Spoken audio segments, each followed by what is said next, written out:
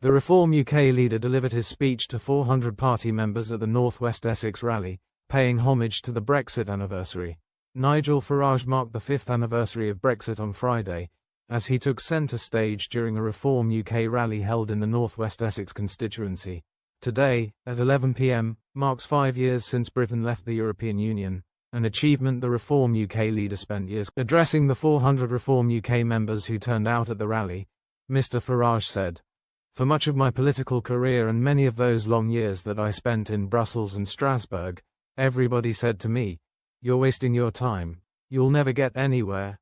Everybody agrees we should be in the European Union, and yet, we built up a movement across this country." Reflecting on his time campaigning for Britain to leave the EU, Mr. Farage said, "I was able to go to the emergency debate in Brussels the day after the referendum." Speaking of the night that Brexit officially happened, the Clacton MP reminisced over the event he hosted in central London, which saw him counting down to 11 p.m. in front of some 100,000 people. "It was the greatest constitutional victory against the establishment seen for many centuries in Britain," he said. "We're out and we will not be rejoining.